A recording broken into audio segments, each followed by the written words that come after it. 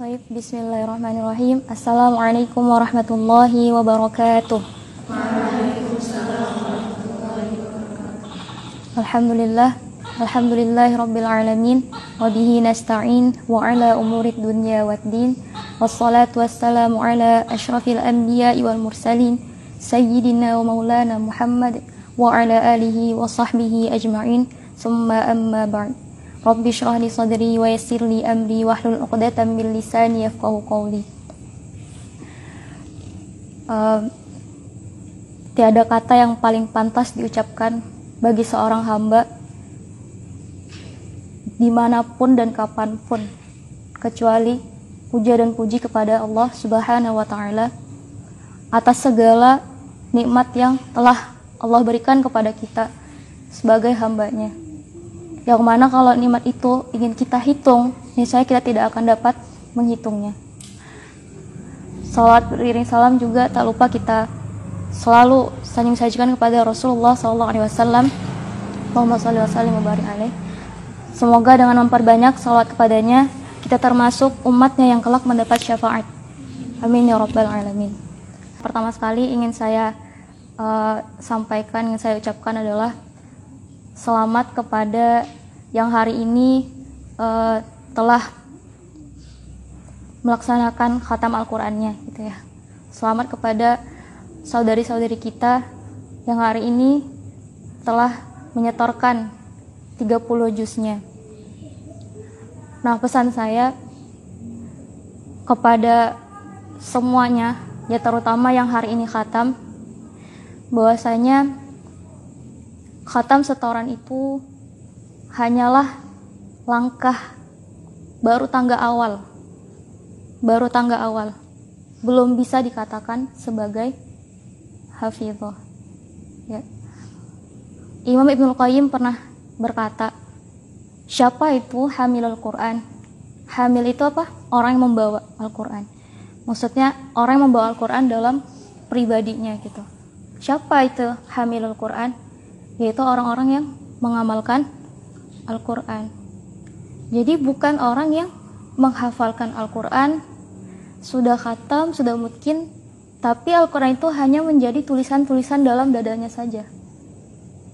Tidak tercermin dalam akhlaknya, dalam perilakunya. Maka kita sebagai hamilul Quran ini sebenarnya adalah satu sebutan yang sangat prestisius ya. Gak boleh dibilang beban, tapi prestisius gitu. Ketika seseorang sudah memutuskan untuk menghafal Al-Quran, ini adalah sebuah langkah yang sangat besar, amanah yang sangat besar, tapi jangan dianggap beban. Kenapa? Ibarat kita pengen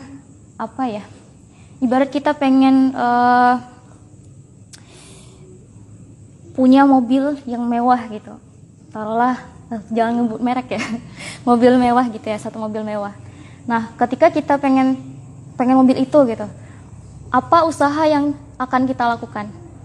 Apa kira-kira? Ayo apa? Kalau beli mobil kejauhan ya, HP aja deh. Kalau beli HP kira-kira apa yang kita lakukan? Selain minta ke orang tua? Kerja, terus? Berdoa, iya bener. Terus? Sholawatin. Apa lagi? Nabung, iya. Ya pokoknya pasti ada usaha-usaha yang kita lakukan untuk mendapatkan apa yang kita inginkan itu, ya kan? Nah, ketika kita sudah dapat misalnya HP gitu ya, akhirnya kita mendapatkan apa yang kita inginkan gitu kan. Nah, begitu juga dengan menghafal Al-Quran. Tapi justru levelnya pasti ya jauh di atas itu ya. Ketika kita punya cita-cita yang tinggi, yaitu menjadi penghafal Al-Quran. Dan penghafal Al-Quran ini bukan cita-cita yang sembarangan. Ketika kita pengen menjadi penghafal Al-Quran, berarti kita ingin mengajukan proposal, ya Allah, aku pengen menjadi bagian dari keluargamu. Ya kan? Bukankah kita semua sekarang sedang menuju tahap itu? Amin ya rabbal alamin. Kita sebagai manusia lahir aja ya, nggak langsung ada kan, misalnya kita baru lahir nih, terus langsung ada gitu kartu keluarga di sebelah kita. Enggak kan, pasti orang tua kita harus pergi dulu nih ke kantor camat ya ngurusnya. Pasti harus pergi dulu ke kantor untuk ngurus kakak kita gitu, kartu keluarga gitu. Apalagi mau mengajukan proposal untuk menjadi keluarganya Allah di muka bumi. Maka pasti ada hal-hal yang harus kita lakukan untuk berusaha mendapatkan itu gitu. Ya. Baik teman-teman sekalian, ada satu kisah yang dulu saya baca ketika SD dan itu masih sangat membekas sampai saat ini. Malam ini saya ingin berkisah tentang itu. Ya. Ini adalah kisah seorang bukan tabi'in ya, masih setelah tabi'in lahirnya. Nah, beliau bernama Bishr bin Abu Nasr. Pernah dengar? Bishr bin Abu Nasr. Nah, beliau ini lebih dikenal sebagai Bishr al-Hafi. Al-Hafi itu artinya orang yang bertelanjang kaki, nggak pakai sendal, nyeker gitu ya. Nah, Bishr ini awalnya adalah orang yang bisa dibilang berandalan gitu ya. Kerjanya mabok-mabokan, pesta-pesta, ya pokoknya dunia banget lah gitu. Sampai suatu ketika di perjalanan dia ketemu secari kertas. Dipungutnya itu kertas, terus dilihat tulisannya Bismillahirrahmanirrahim. Ya. Diambillah kertas itu, lalu dia bilang sambil mengangkat kertas itu ke langit ya, dia bilang, "Ya Allah, ini aku ketemukan namamu jatuh dan terinjak-injak oleh manusia." Kayak gitu katanya. Diambil tadi kertas tadi, dibersihkan. Dalam satu riwayat dia pergi ke pasar membeli air mawar, parfum lah ya. Dia beli air mawar tadi, terus dipercikkan ke kertas tadi.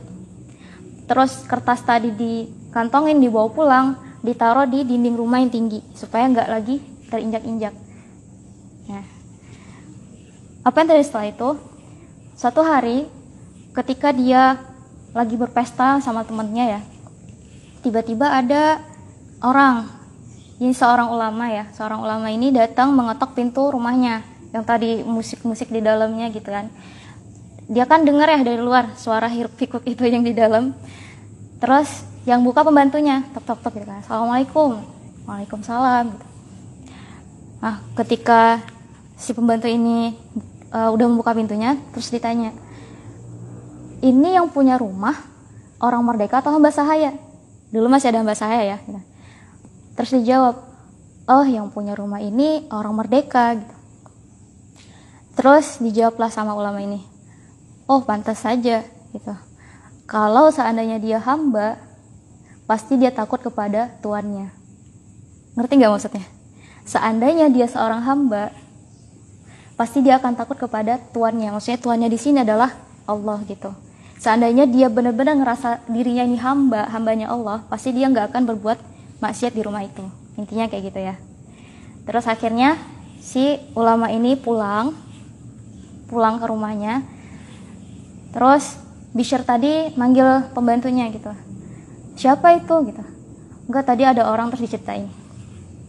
Akhirnya si Bishr ini langsung lari ke arah mana tadi orang itu pergi gitu kan, ke arah sana gitu. Dia langsung pergi keluar rumah, lari sampai lupa pakai sandal. Makanya itu namanya tadi Bishr al-Hafi, karena nyeker. Dia ngejar-ngejar ulama itu. Terus ketika ketemu sama ulamanya, terus ditanya, apakah Anda tadi yang datang ke rumah dan mengetok pintu gitu? "Iya benar" gitu. Nah, terus dibilang gini, ternyata kenapa si ulama ini mau ke rumah Bishr gitu kan? Ternyata dia sudah berkali-kali dimimpiin. Ada suara yang berkata dalam mimpinya, suruh datengin yang namanya Bishr Abu Nasr gitu. Dan bilang kepada dia, kalau nggak salah gini ya, ini nggak terlalu sama redaksinya, tapi intinya sama. Datangi Bishr dan katakan kepadanya, "Wahai Bishr, kamu telah memuliakan aku kamu telah memuliakan namaku, maka aku akan memuliakanmu. Wahai Bishr, kamu telah mengharumkan namaku, maka aku juga akan harumkan namamu. Wahai Bishr, kamu telah memuliakan namaku di dunia, maka akan aku muliakan namamu di dunia dan di akhirat. Sejak saat itu, dia itu merupakan titik balik dalam hidupnya. Dia tinggalkan semua maksiat, dia bermajlis kepada para ulama, dan akhirnya namanya terkenal gitu. Dikenal pada zaman itu dia sebagai ahli sufi. Bahkan ada yang bilang dia Amirul Mukminin fil hadis, yaitu dia ahli hadis gitu ya. Nah gitu. Nah itu teman-teman, kisah itu benar-benar berbekas pada saya waktu saat itu. Masih kecil ya. Apa yang saya dapat dari situ? Jadi ketika bukan hanya di nama Allah saja gitu, juga di ilmu, misalnya ada buku apapun itu, apalagi Al-Quran ya, itu saya nggak mau naruh sembarangan. Harus kita perlihatkan bagaimana takrim kita, bagaimana pemuliaan kita kepada ilmu, kepada Al-Quran, kepada nama Allah. Nah, kalau tadi kisahnya tadi Bishr Al-Hafi ini diharumkan namanya hanya karena Bismillahirrahmanirrahim, maka bagaimana dengan orang-orang yang memuliakan Al-Quran, menjaganya, mencoba untuk terus menghafalkannya dan mengamalkannya. Bisa dibayangkan bagaimana prestisiusnya derajat seorang hamilul Quran. Ya. Nah dari itu teman-teman semuanya, pasti dalam menghafal itu banyak banget rintangan. Itu nggak bisa dipungkiri. Banyak banget. Ada kalanya kita malas, ada kalanya kita ngeblank, ada kalanya kita bosan, ada kalanya kita pengen berhenti aja. Tapi ingat teman-teman, apa yang membuat ketika teman-teman sudah berada di kondisi itu, kembali lagi, coba balik, kilas balik. Hari dimana teman-teman diantar sama orang tua yang memang diantar, hari dimana teman-teman menginjakkan kaki untuk nyantren di sini, hari dimana teman-teman saat itu pertama kali memegang Al-Quran, memegang mushaf, membaca Al-Fatihah, berdoa untuk, ya Allah, aku pengen jadi penghafal Al-Quran. Ingat lagi hari itu. Ingat bagaimana dulu orang tua yang mengantarkan kita, begitu besar harapannya kepada kita. Ingat bagaimana semangatnya kita di awal-awal. Balik lagi ke situ. Dan yang paling penting adalah niat. Ya. Jangan lupa luruskan terus niatnya. Mungkin ini teman-teman sering banget dengar dimanapun ya, luruskan niat. Tapi memang ini adalah hal yang paling pertama kali harus dilakukan oleh seorang penghafal Al-Quran. Karena apa yang membedakan seorang penghafal Al-Quran? Gini, penghafal Al-Quran itu ada yang penghafal Al-Quran sukses, ada penghafal Al-Quran yang tidak sukses. Contohnya bukan tidak sukses ya. Ada penghafal Al-Quran yang mana hafalannya itu menjadi hujjah baginya, akhirnya dia dimasukkan ke dalam surga. Ada penghafal Al-Quran yang mana hafalannya itu malah menjadi hujjah alaiha. Hujjah alaiha itu apa Ustaz? Bumerang baginya gitu. Jangan dipikir orang yang pertama kali masuk neraka itu Abu Lahab, Abu Jahal. Enggak. Siapa yang pertama kali dilempar ke dalam neraka? Salah satunya penghafal Al-Quran. Kenapa? Ketika nanti di akhirat dia datang, penghafal Al-Quran ini datang, terus Allah tanya, wahai fulan, kenapa kamu menghafal dulu? Karena aku pengen mengagungkanmu ya Allah gitu. Aku menghafal karenamu gitu, kayak gitu. Terus Allah bilang, dusta, kamu bohong. Kamu menghafal bukan karena aku, maka dilemparkanlah dia ke neraka. Kamu menghafal supaya disebut hafizah. Kamu menghafal Al-Quran supaya kamu dieluk-elukan oleh manusia. Maka hari ini coba bersihkan lagi hatinya, bersihkan lagi hati kita, jangan sampai ada setitik pun niat karena manusia dalam menghafal. Karena itu yang membedakan siapa yang masuk, siapa yang benar-benar sukses sampai ke surganya, mana yang hafalannya malah menjadi bumerang. Baik teman-teman, itu saja yang bisa saya sampaikan. Semoga menjadi bahan renungan buat kita semua, terlebih kepada diri saya sendiri sebelum kepada teman-teman semuanya. Mohon maaf atas kalau ada salah-salah kata. Billahi taufiq wal hidayah. Assalamualaikum warahmatullahi wabarakatuh.